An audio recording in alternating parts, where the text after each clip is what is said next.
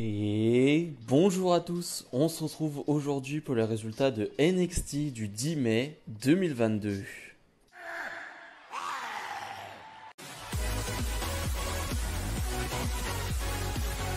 Le show qui s'ouvre avec Toxic Attraction qui défendent leur titre de championne par équipe de NXT face à Wendy Choo et Roxanne Perez. D'ailleurs, Wendy Choo qui va pas perdre de temps, qui va s'en prendre à Toxic Attraction avant même que le combat débute. Bref, on a un combat d'une dizaine de minutes, donc c'est assez long. C'est vraiment pas mal. Alors, j'ai 2-3 petites choses à dire.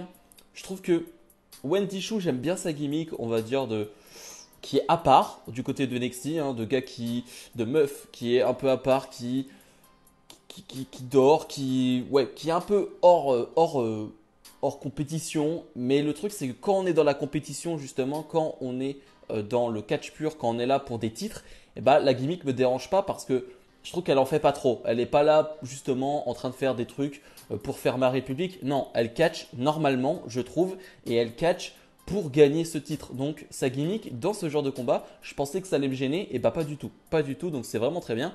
Et autre chose, c'est que Roxanne Perez, décidément, c'est quand même une super catcheuse. Vraiment, elle n'a que 20 ans, et encore une fois, elle montre de très très belles choses, et ça fonctionne très bien face à Toxic Attraction. Finalement, comme on pouvait s'y attendre, Mandy Rose va faire une petite intervention, la chef de Toxic Attraction, ce qui va, on va dire, distraire Roxanne Perez. Roxanne Perez va se faire surprendre et prendre le tombé. C'est pas très grave qu'elle prenne le tombé, très honnêtement, vu la distraction de Mandy Rose. Finalement, Toxic Attraction vont s'en prendre à Wendy Choo et Roxanne Perez après le combat. On va voir où ça va aller, mais Toxic Attraction, qui pour le moment gagnent toujours leur combat, leur feud pour le moment, parce que elles sont plus nombreuses.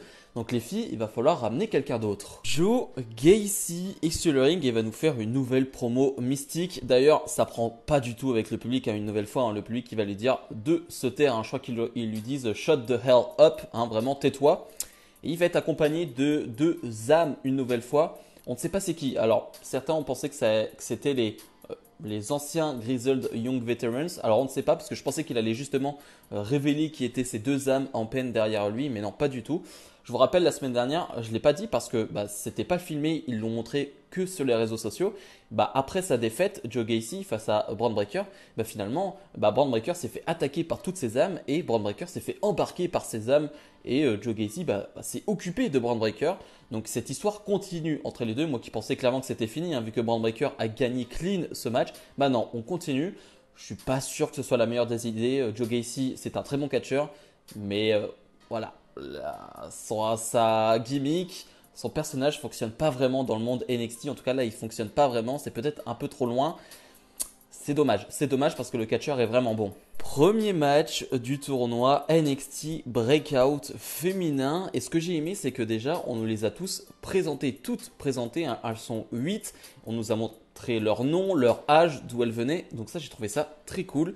Et donc justement, on commence avec Sloane Jacobs, qui est la plus jeune du tournoi, seulement 19 ans, face à Fallon Henley. Je crois que c'est la plus vieille, si je ne me trompe pas, qui a seulement 27 ans. Donc c'est pour vous dire, on est vraiment sur de jeunes superstars. Le match en soi, j'ai pas grand chose à en dire, ça dure 4-5 minutes et la seule chose qu'on peut dire, c'est qu'au moins ils n'ont pas perdu de temps avec ce match. Les deux vont enchaîner des prises, c'est pas toujours spectaculaire, c'est assez classique comme combat donc je vais pas en parler plus. C'est finalement Fallon Henley qui va l'emporter, elle qui était accompagnée de Josh Briggs et Brooks Johnson. Elle fait partie de ce petit clan. Donc voilà, on verra bien ce que ça va donner, mais ce NXT Breakout Tournament féminin m'intéresse beaucoup, beaucoup. Alba Fire, anciennement Kaylee Ray, fait son arrivée, entre guillemets.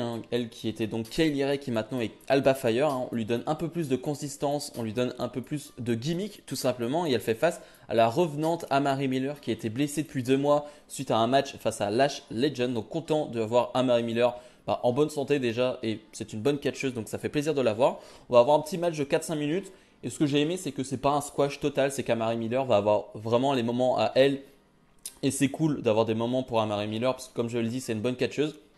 Bref, finalement, Alba Fire va l'emporter avec une magnifique Swanton Bomb, vraiment.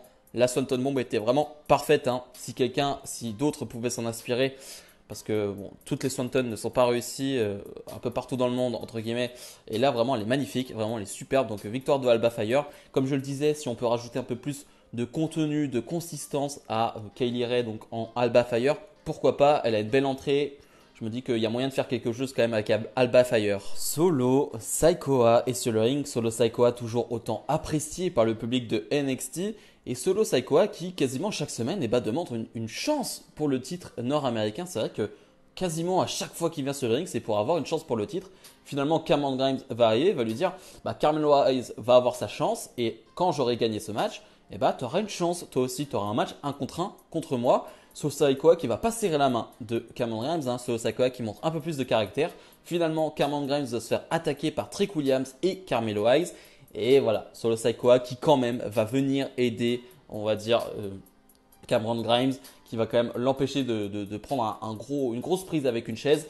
Et Solo Sikoa qui va faire partir Carmelo Hayes et Trick Williams. Donc je ne sais pas quand on aura Cameron Grimes face à Carmelo Hayes. Peut-être la semaine prochaine, je ne sais pas si ça a été annoncé.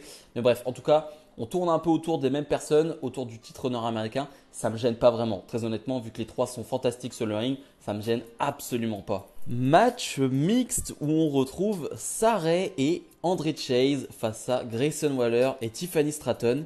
C'était super. C'est le genre de match que j'adore. Vraiment, tu avais une ambiance dingue. Et ça, merci à André Chase et à ceux qui l'accompagnent et à l'ambiance qu'il arrive à mettre à NXT 2.0. C'est l'exemple type du personnage qui fonctionne à merveille dans NXT 2.0, André Chase. Et ça fonctionne tellement bien que le match est bon, mais il est tellement sublimé par le public, il est tellement sublimé par le personnage d'André Chase que ça le rend excellent et que je prends beaucoup de plaisir. Et ça sert en plus à Sarray qui va dans ce moule-là, dans cette ambiance-là, va faire de belles choses aussi. Mais je trouve que celle qui fait vraiment une bonne performance physiquement, athlétiquement, c'est Tiffany Stratton. Tiffany Stratton, je suis désolé, mais peut-être que ça va pas plaire à certains, mais si la WWE, en tout cas si NXT n'en fait pas quelque chose d'ici quelques semaines, d'ici quelques mois, je ne comprendrai pas. Parce qu'elle a vraiment tout pour réussir, physiquement, athlétiquement, en termes de charisme. Il n'y a rien à dire. Il n'y a rien à dire du côté de Tiffany Stratton. Et en plus, on voit son amélioration par rapport à déjà quelques mois. Je vois son amélioration. Ça annonce du très lourd. Donc vraiment, c'est un super match. Finalement, Sarray va profiter d'une petite distraction d'un des membres de la Chase University pour finalement gagner ce match avec un petit roll-up. C'était vraiment cool, vraiment, et c'est ce type de match que j'aime dans NXT 2.0. Match du premier tour du tournoi NXT Breakout féminin. On retrouve Ariana Grace, la fille de Santino Marella, pour ceux qui se souviennent, face à Nikita Lyons, qui est un peu plus établi, mais qui est quand même dans ce tournoi de rookie.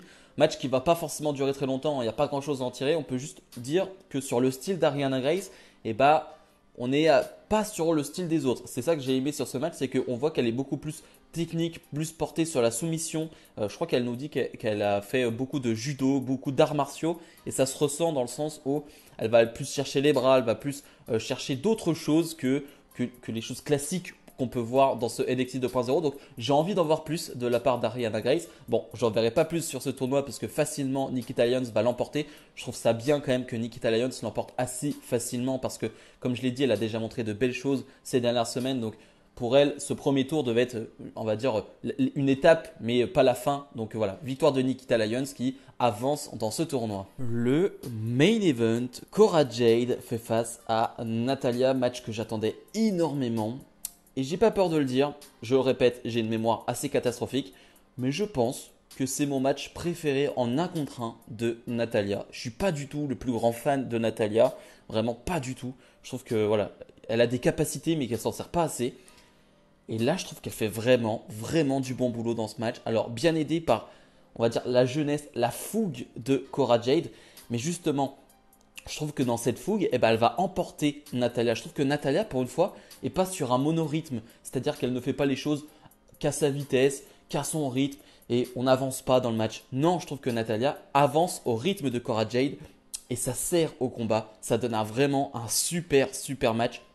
Si vous ne l'avez pas vu, allez le voir. Vraiment, allez le voir directement. C'est un super match féminin. Comme je le dis, l'un des meilleurs de la carrière de Natalya. Je pense réellement que c'est l'un des meilleurs de la carrière de Natalya. En 1 contre 1, c'est une certitude. En tout cas, ça faisait très longtemps que je n'avais pas vu Natalya aussi bonne sur le ring, aussi bien sur le ring. Vraiment. Donc vraiment, c'est super. Ça donne un super match féminin. C'est ce que j'attendais. L'élève contre le maître. On a eu un peu ça sur le ring parce que Natalya va lui apprendre des choses entre guillemets sur le ring à certains moments. Elle va s'occuper de sa jambe. Voilà, à l'expérience, elle va s'occuper de la jambe de Cora Jade jusqu'à la fin où finalement, j'ai adoré ce finish où finalement Natalya arrive à porter son sharpshooter et vu que Natalya a travaillé la jambe de Cora Jade, elle va être mise dans ce sharpshooter pendant un petit moment.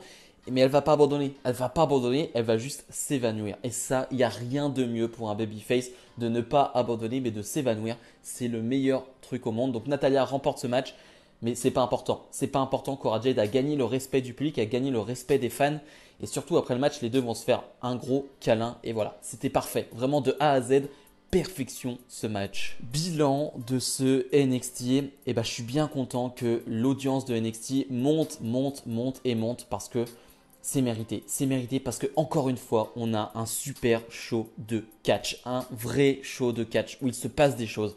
Peu importe ce qui se passe, il se passe des choses, surtout dans la division féminine. Vraiment, NXT 2.0 est assez basé, entre guillemets, sur la division féminine. Il y a beaucoup de matchs féminins, il y a beaucoup de choses qui tournent autour de la division féminine, mais autant en profiter. Ils ont un roster de talents qui est rempli de talents très jeunes en plus, donc autant en profiter pour cette division féminine. Mais vraiment de A à Z, j'ai pris beaucoup de plaisir dans ce show et si je dois donner une note, je vais donner une note, on sera sur un 8 sur 10. Une nouvelle fois, il faut regarder NXT 2.0, c'est du très très bon catch. Bref, comme d'habitude, n'hésitez pas à mettre le petit pouce bleu, à vous abonner. Nous on se retrouve dans la semaine pour d'autres vidéos. Salut, salut!